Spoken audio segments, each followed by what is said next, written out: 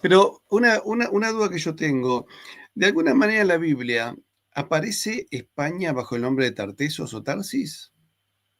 Bueno, claro, es que ten en cuenta que España se llamaba Tarsis hasta la llegada de los fenicios.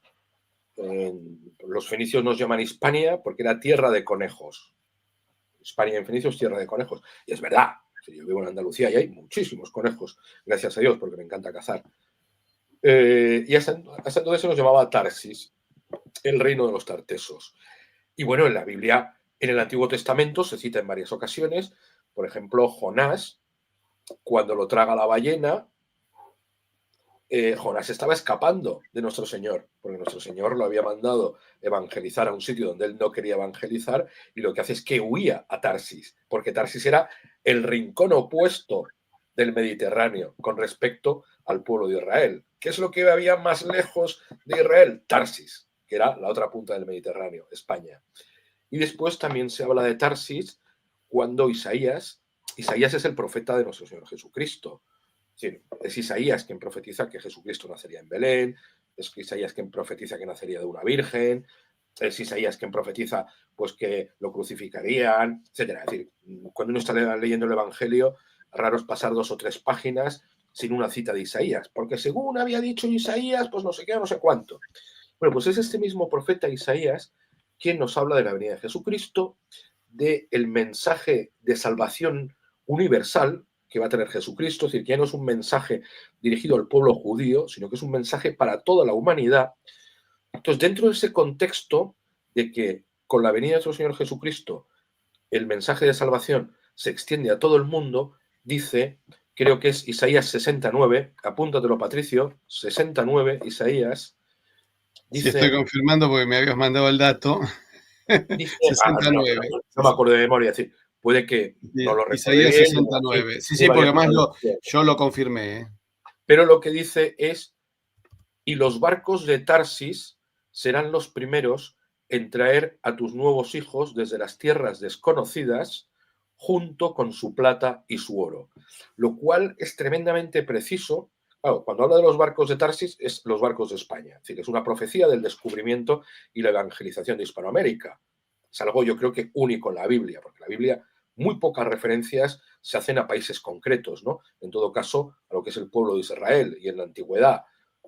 El mismo Jesucristo, pues bueno, profetiza la destrucción del templo de Jerusalén, pero que no es algo que abunde. Sin embargo, tú fíjate qué bonito ver que el descubrimiento y evangelización de América está profetizado por el mismo profeta que profetiza la venida de nuestro Señor Jesucristo, ¿no?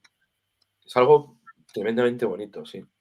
Ahora, ¿Tarsis o Tartesos era toda la península o había un lugar en particular que se hacía referencia? No se sabe exactamente, tengamos en cuenta que nos estamos refiriendo aproximadamente al año 1000 antes de Cristo, el año 1000, el año 800, los soportes epigráficos eran muy escasos, es decir, no había papel, se escribía sobre tablas de bronce o de plomo, la documentación que nos ha llegado es muy escasa, pero en todo caso, Tarsis como mínimo abarcaba desde lo que hoy día es Jaén, que es donde estaban las minas de plomo, minas de plata, se obtenía allí mucho aceite, trigo, y toda esa zona era navegable por el Guadalquivir.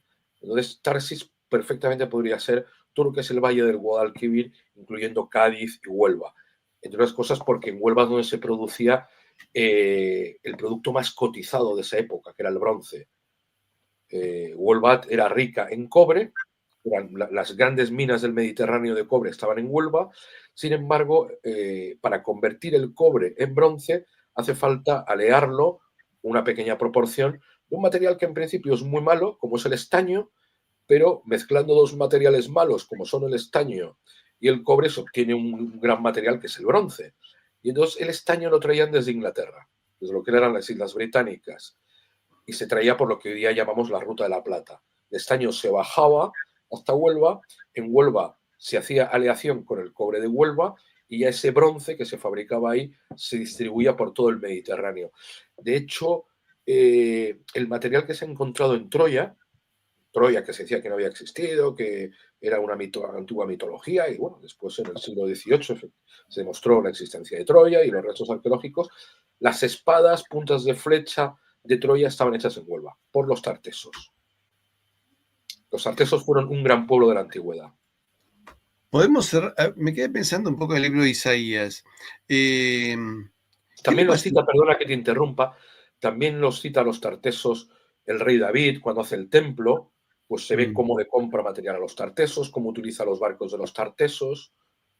Los tartesos en la antigüedad, por esa época, por los textos, debe ser que tenían una gran flota y eran en gran medida los grandes comerciantes del Mediterráneo.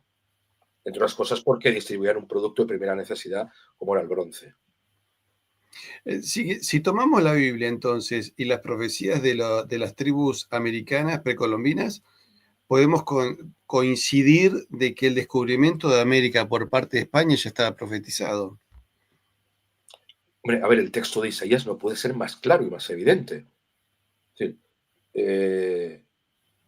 Y los hijos de Tarsis serán los primeros, no, los barcos de Tarsis, perdón, los barcos de Tarsis, es decir, los barcos de España serán los primeros en traer a tus hijos, a tus nuevos hijos, desde las tierras ignotas. Ahí ya depende de la traducción, dice desde las islas, cuando se habla desde las islas en la antigüedad, se están refiriendo a tierras desconocidas. Pero bueno, Sí. lo que viene a decir el texto, traducido a un castellano entendible, es los barcos de España serán los primeros en traer a tus nuevos hijos desde las tierras desconocidas junto con su plata y su oro, lo cual es tremendamente esclarecedor, porque la figura literaria idónea hubiera sido decir junto con su oro y su plata. A la hora de hablar de metales preciosos, siempre citas primero el oro y en segundo lugar la plata. Sin embargo, Isaías dice junto con su plata y su oro, lo cual coincide plenamente con la realidad, porque los españoles de América prácticamente lo que traíamos era plata. Oro Claro. encontramos en muy pocas cantidades. El oro se encontró ya más tarde en California y por parte de los americanos. Sí, Traíamos pero oro, digamos, la moneda que la usábamos plata. era la moneda de plata. Sí, sí, es decir, la moneda del Imperio Español era la moneda de plata. El oro que se traía, sí, se traía oro, pero era en cantidades infinitamente inferiores a la plata.